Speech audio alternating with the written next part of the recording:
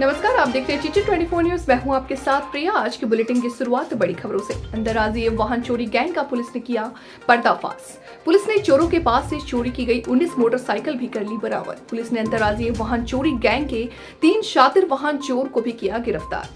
शातिर तीनों चोरों पर पहले से विभिन्न जिला में दर्ज है विभिन्न धाराओं में मुकदमे। पकड़े गए शातिर तीनों चोर कुशीनगर जनपद के रहने वाले पड़रोना कोतवाली अंतर्गत जंगल शाहपुर व खिरकिया तिराहे के पास से की गई है गिरफ्तारी। सर, पड़रोना पुलिस टीम द्वारा 3 अभियुक्तों को गिरफ्तार किया गया, क्या है पूरा मामला? जनपद कुशीनगर में थाना कोतवाली पड़रोना स्वाट टीम और सर्विलांस टीम ने एक सराहनीय कार्य करते हुए अंतर्राज्यीय वाहन चोरी के गैंग का खुलासा किया है और उसमें 3 अभियुक्तों को गिरफ्तार किया गया है, जिनके नाम शमशाद अंसारी, सुनील यादव और आनंद सागर हैं। इनके पास से कुल 19 बाइकें बरामद की गई हैं, जो इन लोगों ने श्रावस्ती, देवरिया, गोरखपुर, बिहार आदि जगहों से चोरी की थी। इन बरामद बाइकों का जो बाजार कीमत है वो 15 लाख रुपए से अधिक है।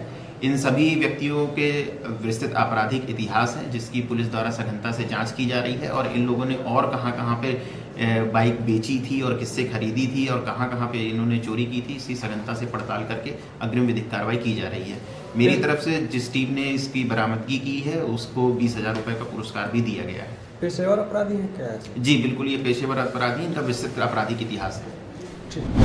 वाराणसी सरैया के पार्षद अवकाश अंसारी ने बताया कि आज हम अपने आवास पर कुछ लोग के सहयोग से जरूरतमंद गरीब परिवार के लोगों को 100 कंबल वितरित किया। हर साल ठंड के मौसम में नदी के किनारे जाकर जो जरूरतमंद गरीब परिवार के लोग हैं उन्हें चिन्हित करके कंबल वितरित करते हैं, जिन्हें ठंड में कंबल की अति आवश्यक होती है। हमारे द्वारा उन गरीब परिवार के लोगों को कंबल दिया जाता है। देखिए, आज यहाँ पे अपने सरैया स्थित आवास पे 100 गरीब जरूरतमंद लोगों को कंबल वितरण किया गया। ये मतलब हर साल मैं हर वक्त जाड़े में कुछ अपनों की मदद से और सहयोग से इस तरह का एक कार्य करता हूँ। और मैं जैसा आपने देखा होगा कि पर्ची ले लेके तो मैं जो उस मोहल्ले में जाता हूँ जहाँ जैसे भवरनाथ नदी का तिराहा एरिया मेरा है, तो सब लोग के घर जाके चिन्हित करके जो ज़रूरतमंद है उनको पर्ची दे के फिर इकट्ठा एक जगह बुला के, अब 100 कंबल तो मैं एक डोर टू डोर ले नहीं जा सकता, तो इसलिए पर्ची बांट के और आज उसको इकट्ठा करके बुलाया आपके सामने। देखिए, एक छोटा सा प्रयास है जो हर साल हम कोशिश करते हैं, करते भी रहते हैं और ये एक नेक काम है आपके चैनल के माध्यम से और लोगों से अपील भी करना चाहते हैं। और बहुत सारी सामाजिक संस्थाएं भी बार बार ये नेक काम कर रही हैं और हमारा ये प्रयास पिछले कई वर्षों से रहा है और लगातार करते आ रहे हैं। इस साल अभी पहला ये कैंप है, इंशाल्लाह और आगे भी करेंगे। तो हमने ये जो आज 100 लोगों को यहाँ कंबल वितरण किया है उन ज़रूरतमंदों को, क्योंकि अभी बहुत लोग बाकी हैं, क्योंकि ये जलालीपुरा हो या सरैया हो, बटलिया हो, मड़िया हो, सलपत्री, ये तमाम पिछड़ा एरिया है, मलिन बस्ती है और इसमें गरीब ज़्यादातर तबके के लोग, अपना समाज के लोग रहते हैं। आज कितने मतलब वितरण किए हैं? आज 100 कंबल हमने वितरण किया है, इंशाल्लाह और ज़्यादा भी करेंगे। फर्रुखाबाद से बड़ी खबर। जिला संवाददाता प्रवीण कुमार। फिल्मी स्टाइल में बंधक बनाकर लुटेरों ने 50 लाख लूटकर घटना को दिया अंजाम। फतेहगढ़ के सिविल लाइन का पूरा मामला। दबंग व्यक्तियों ने बीती रात दावत खाते समय संदीप बिसारिया को बंधक बनाकर जेवरात लूटे। उसी की कार से घर में जाकर लाखों के जेवरात लूटे। लुटेरे संदीप को कार में ले जाकर सोरिख में छोड़कर चले गए। बीती रात बड़ी वारदात कोतवाली लाइन निवासी संदीप बिसारिया के साथ हुई है। संदीप बीती शाम वीजा कार से दावत खाने सातनपुर मंडी निवासी प्रेमलाल के घर गए थे। वहां प्रेमलाल के साथ मुर्गे की दावत उड़ा रहे थे। इसी दौरान वहां पहुंचे आधा दर्जन लोगों ने संदीप को पकड़ लिया। संदीप के मुंह पर टेप लगाकर उसके पीछे हाथ बांधकर कमरे में बंद कर दिया। लुटेरे संदीप की जेब की चाबी निकालकर उसकी कार से सिविल लाइन पहुंचे। संदीप की कार को देखकर उनके बेटे ने गेट खोल दिया। लुटेरों ने गन से संदीप की पत्नी शिखा, पुत्र विराट आदित्य एवं पिता देवेंद्र को खामोश रहने के लिए धमकाया। लुटेरों ने अलमारी लॉकर तोड़कर लाखों के जेवरात लूटे। साथ ही लुटेरों ने संदीप की पत्नी व उसके पिता से सादा चेकों पर हस्ताक्षर कराए। पिता से स्टाम्प एवं सादा कागजों पर भी हस्ताक्षर कराए। लुटेरे हाथ बंधे संदीप को कार में बिठाकर सोरिख ले गए। सुबह करीब 5 बजे संदीप को कार में छोड़कर चले गए। किसी तरह संदीप ने हाथ खोले और सुबह घर पहुंचा। सूचना मिलने पर कोतवाली पुलिस ने मामले की जांच पड़ताल की। पुलिस ने संदीप के घर में सीसीटीवी कैमरे खंगाले। संदीप ने बताया कि थाना मीरापुर के ग्राम कुरार में मेरी जमीन है। प्रेमलाल मेरी जमीन की बटाई पर करते थे। उनके बुलाने पर दावत खाने गया था। अच्छा, कदकाठी वगैरह से क्या आपको लगता है कि कुछ परिचित हैं उसमें या पहचान सकते हैं आपको? हाँ, मैं एक आदमी को कदकाठी से पहचान सकती हूँ, बाकी 3 को मैं नहीं पहचान सकती। 3 को मैं नहीं जानती। 4 लोग थे। 4 लोग। लगभग कितनी उम्र रही होगी उन लोगों की, कुछ आइडिया? 35 से 40। हाँ, 35 से 40, बस इससे ज़्यादा नहीं था। 35 से 40। तो कुछ उसके बाद कोई शोरगुल वगैरह ऐसा कुछ मचा था? कोई शोरगुल नहीं किया। उन्होंने हमको बोला कि हमें पता चला आपके घर में 1.5 करोड़ रुपए रखा है, तो हमसे कह रहे थे कि हम इतना पैसा लेने थोड़ी ना आए। हमने कहा तुम पूरा घर खोद डालो। अच्छा, जितना ये पैसा रखा हुआ है, क्या और भी लोगों को कोई जानकारी थी कि आपके यहाँ इतना कैश रहता है? ये कैश नहीं, असल में हमारा एक ट्रांजैक्शन अभी है। वो ट्रांजैक्शन ज़्यादातर पूरे फतेहगढ़ में सबको पता है, मगर जितना उसने अमाउंट बताया हमने उसको बोला, हमने कहा भैया इतना बड़ा अमाउंट कोई नहीं रखता घर में। हमारा जो ट्रांजैक्शन हुआ हमने उस ट्रांजैक्शन से दूसरी जगह खरीद ली, तो हमारे घर में कोई कैश नहीं है। हमने उसको बोला, हमने कहा भैया हम 1 सेकंड शोर नहीं करेंगे, तुम जहाँ कहोगे हम तुम्हारी सारी मदद करेंगे। तुम्हें जितना समय लेना तुम सारी समय ले लो, सब कुछ खोद डालो, जहाँ तुम्हें पैसा मिले तुम ले लो, तुम्हें जहाँ जेवर मिले तुम सब ले जाओ, मगर बाकी कुछ नहीं करो। मगर उसमें एक आदमी ऐसा था जो वाकई ये चाह रहा था कि हम लोग को मार दे, और सबके हाथ में कट्टे थे। किसी आदमी में ना रिवॉल्वर थे ना पिस्टल थे, सब कट्टे थे। सब कट्टे थे। 4 बजे करीब वो हम लोगों को गए हैं, तो एक कमरा है उसमें हम 4 लोगों को और 2 मेरे जो कुत्ते थे, हम 6 लोगों को उसके अंदर बंद करके गए और बाहर की चाबी लेके गए कि तुम लोग को यहाँ बंद करके जा रहे, तुम्हारा आदमी अभी 1 घंटे बाद आएगा, तुम लोगों को खोल देगा, तुम्हारा आदमी तुम्हारी गाड़ी से आएगा। तो आपके आदमी उसी गाड़ी से 1 घंटे के बाद आए थे? हाँ, क्योंकि हमारी गाड़ी से आए थे, इन्हीं को नहीं, जो 4 आदमी आए थे, जो आप 4 आदमी आए थे, क्या आपके हस्बैंड की गाड़ी से आए थे क्या? हाँ भैया, तभी तो हमने दरवाज़ा खोला। हम अपनी गाड़ी पहचानते हैं, हम अननोन गाड़ी बिल्कुल अंदर कैसे आने देंगे? हम तो पहले पूछेंगे कौन है कौन नहीं है। जब हमने देखा हमारी गाड़ी थी तो हमने तो दरवाज़ा खोल दिया था। आपको बताते चले कि विगत 13 जनवरी को जनपद इटावा के थाना उसराहर में एक अंगद नाम के ज्वेलर्स व्यापारी से 3 अपाचे सवार बदमाशों ने घर जाते समय अंगद को तमंचा के बल पर लूट लिया था। लूट की कीमत नकदी व आभूषणों सहित 25 लाख रुपए की बताई गई है। उस समय आईजी रेंज ने भी घटना स्थल के निरीक्षण किया था और बताया था कि लूट का खुलासा बहुत ही शीघ्रता से कर दिया जाएगा। आइए सुनते हैं इस वक्त आईजी ने क्या कुछ कहा है, और आज जब अभियुक्तगण पुलिस ने गिरफ्तार कर लिए गए हैं तब इटावा के पुलिस कप्तान ने क्या जानकारी दी है, आइए आपको सुनाते हैं। सर, जो कल घटना हुई उसके बारे में आपका क्या कहना है सर? उस घटना में टीमें लगा दी गई हैं और हम पूरी टीमें प्रयासरत हैं कि इस घटना का खुलासा अत्यंत शीघ्रता से हो जाए। ये ग्रामीण सड़क है और जो संथर छोटा एक बाज़ार है यहाँ पे, उससे इनके गांव को जोड़ता है।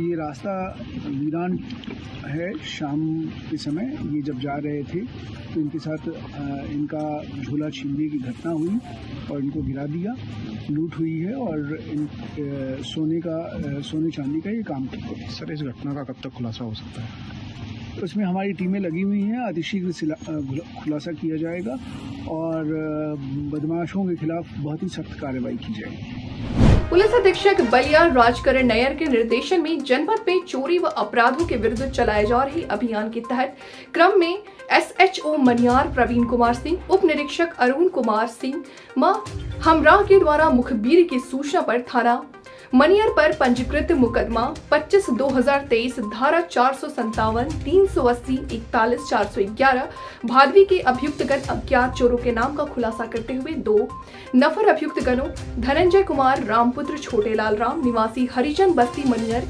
थाना मनियर जनपद बलिया को नारायणपुर थाना बांसडी के तथा धनंजय कुमार राम की निशानदेही पर दीपक कुमार बिंद पुत्र स्वर्गीय रमाशंकर बिंद निवासी ग्राम राजपुर थाना बांसडी जनपद बलिया को उसकी कबाड़ी की दुकान से चोरी के सामान के साथ गिरफ्तार कर आवश्यक विधिक कार्रवाई कर माननीय न्यायालय भेज दिया गया है।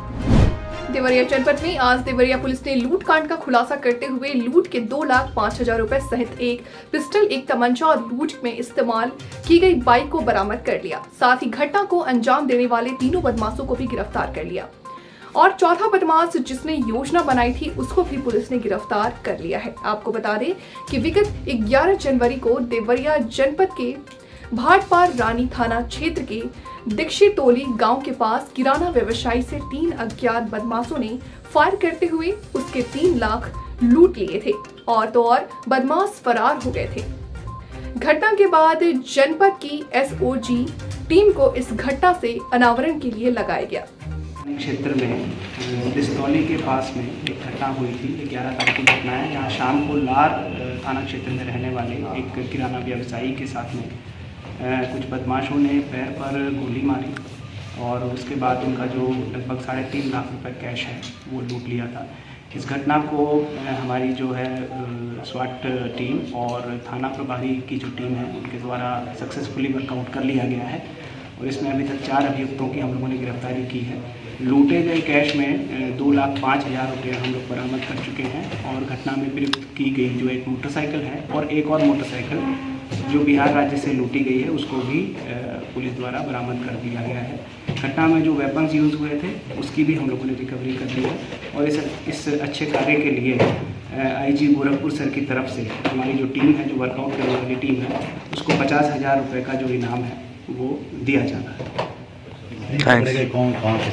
ये जो 4 लोग हम लोगों ने अभी गिरफ्तार किए हैं उनमें से 3 लोग थाना श्री रामपुर क्षेत्र के रहने वाले हैं और एक व्यक्ति थाना खामपाल क्षेत्र का रहने वाला है। इनमें से एक व्यक्ति के ऊपर पहले जो है NDPS का मुकदमा भी दर्ज है और एक डकैती का भी मुकदमा दर्ज है। ये एक अंतर्राज्यीय गैंग इसे कह सकते हैं जो बिहार और ईस्टर्न यूपी में ये लोग अपनी घटनाएं करते हैं। भारत जोड़ो यात्रा के बाद कांग्रेस कमेटी ने उत्तर प्रदेश में अपना संगठन और ज्यादा मजबूत करने के लिए युवाओं पर दांव लगाया है। कांग्रेस कमेटी के यूथ कांग्रेस में अंकित तिवारी को कांग्रेस के महासचिव बनाया। अंकित तिवारी ने कहा कि उत्तर प्रदेश में हम युवाओं को जागरूक करेंगे और 26 जनवरी से शुरू होने वाली यात्रा हाथ से हाथ जोड़ो उसके माध्यम से हम हर बूथ पर जाकर कांग्रेस पार्टी को मजबूत करने का काम करेंगे।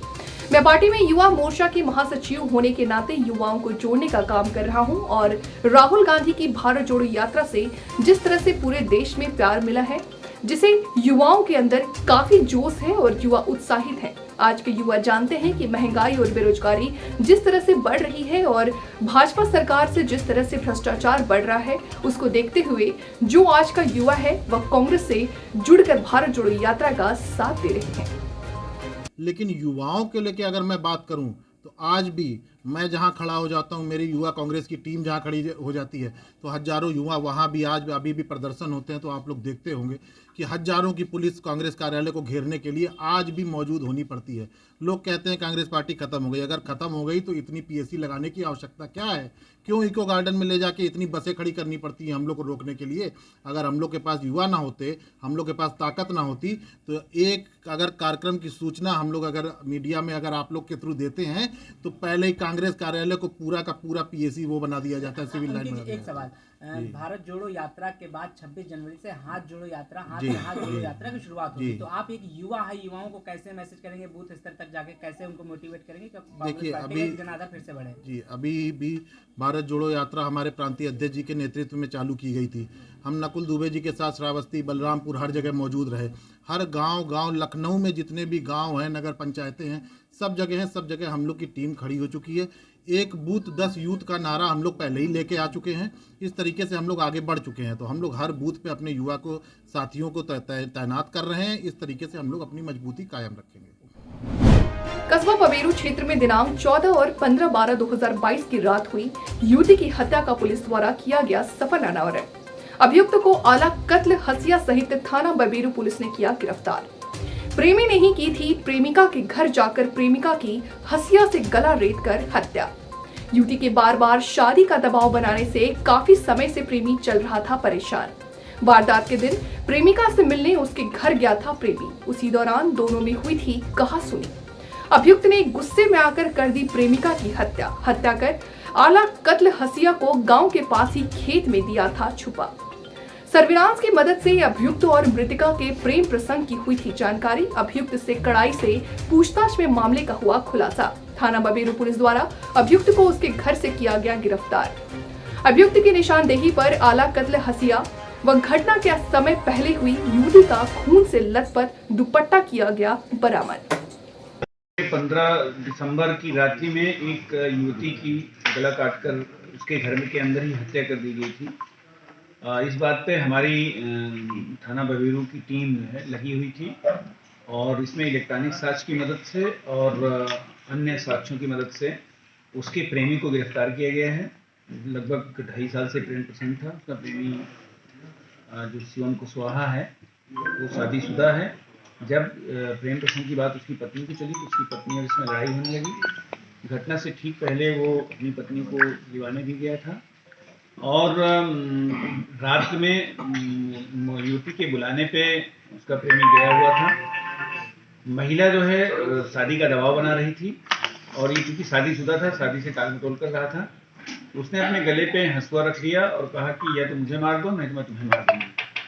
और इसी में आवेश में आकर के, चूँकि काफ़ी परेशान था, उसने हंसुआ को खींच लिया झटके से, जिससे उसका गला कट गया और उसका मृत्यु हुआ। अभी को गिरफ्तार कर लिया गया है, उसको जेल भेजा जा रहा है। सर 14 दिसंबर की रात्रि की घटना है जी, 14/15 की रात्रि की। सर इसकी कोई अन्य हिस्ट्री नहीं, इसकी कोई अन्य क्रिमिनल हिस्ट्री नहीं है। कलबुर्गी कर्नाटक के मलखेड़ में आज प्रधानमंत्री नरेंद्र मोदी ने 9 घोषित राजस्व गांवों के पात्र लाभार्थियों को टाइटल डिड यानी हक्कु पत्र वितरित किया।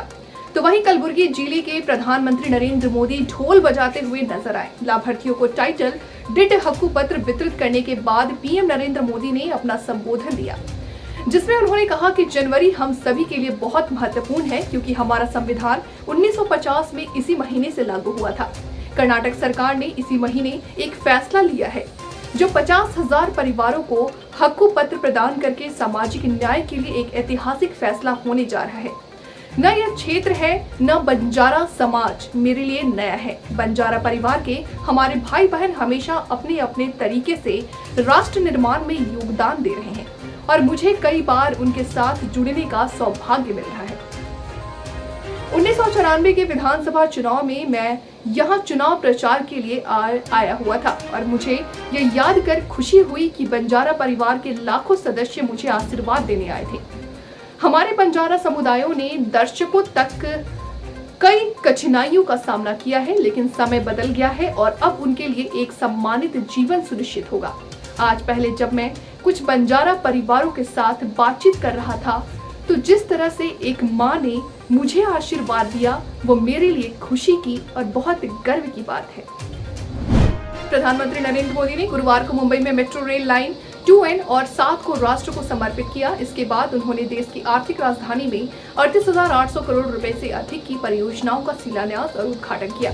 इनमें मुंबई में 7 सीवेज शोधन संयंत्रों, सड़क कंक्रीटीकरण परियोजना और छत्रपति शिवाजी महाराज टर्मिनल के पुनर्विकास की आधारशिला रखा जाना शामिल है। दहिसर और DN नगर पीली लाइन को जोड़ने वाले मेट्रो लाइन 2A लगभग 18.6 किलोमीटर लंबी है, जबकि अंधेरी दहिसर लाल लाइन को जोड़ने वाली मेट्रो लाइन 7 लगभग 16.5 किलोमीटर लंबी है। इन लाइनों की आधारशिला भी प्रधानमंत्री ने 2015 में ही रख दी थी।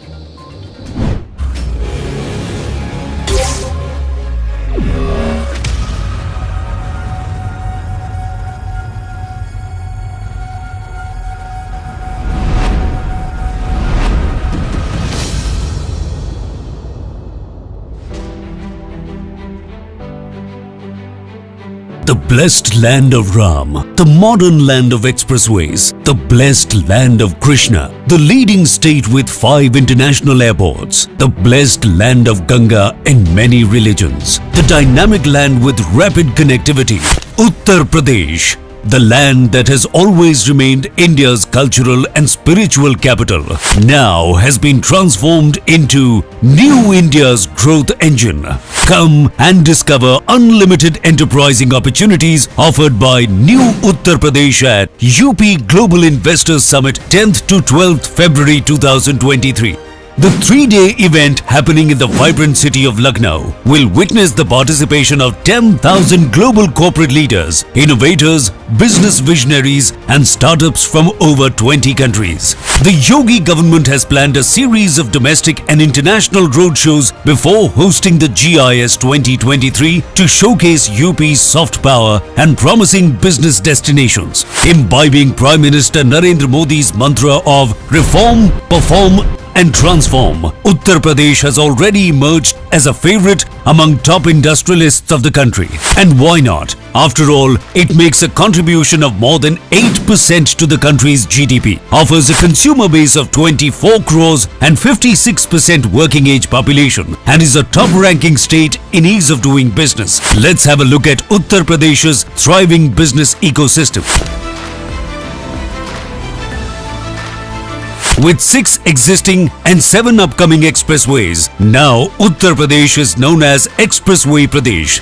What's more, its 9 operational, 10 upcoming airports, world-class interstate 4-lane highways, and the futuristic rapid rail transport system from Meerut to Ghaziabad and Delhi are turning Uttar Pradesh into a popular logistic hub of India. The state is also the destination of India's first water transport system and the largest airport coming up at Jewar. Now, that is why UP is called the gateway of big future investment plans. Uttar Pradesh is also the chosen destination for developing India's defense industrial corridor. Fertile land and ample water resources make Uttar Pradesh ideal for agro and food processing and dairy. UP is India's #1 producer of grain, sugar, potato, pea and ethanol. Add to this, the state also holds the distinction of being India's largest mobile manufacturing hub. Zero tolerance on crime and corruption, plus the development of mega projects like IIT GNL in Greater Noida, Mega Food Park in Bareilly, Trans Ganga City in Unnao, Plastic Park and Garment Park in Gorakhpur, and several flathead factory complexes has transformed UP into an investment magnet for big corporates and MSMEs equally. Today, the state is India's emerging data center hub, medical hub and educational hub, and offers metro connectivity in all the major cities, enhancing the ease of living. Such is the positive response to the plan of developing Film City in Noida that today Uttar Pradesh has turned into India's preferred shooting location. Another successful endeavor is the One District, One Product project, which now many other Indian states are following. No doubt, with 90 lakh MSMEs thriving dynamically, UP is the new MSME hub of India. So come and explore sector-specific industrial project, robust infrastructure and India's best industrial policies, all customized to expand your business. Inspired by PM Modi's dream of Digital India, UP's digital progress is remarkable. Here you can give your business the desired edge through single window portal for all application and approvals, online incentive management system OIMS for application of incentives, investors relationship management system for hand-holding support. All these investor-friendly initiatives have one goal: highlighting Uttar Pradesh on global platform and making it a $1 trillion economy. Come and enjoy a business ecosystem guided by the vision of Prime Minister Narendra Modi, strengthened by the leadership of Yogi Adityanath. Come, invest in Uttar Pradesh, New India's growth engine. फिलहाल वक्त हो चला एक छोटे से break का। जल्द हाजिर होंगे ब्रेक के बाद। तब तक के लिए आप बने रहे हमारे साथ। मुझे दीजिए इजाजत। नमस्कार।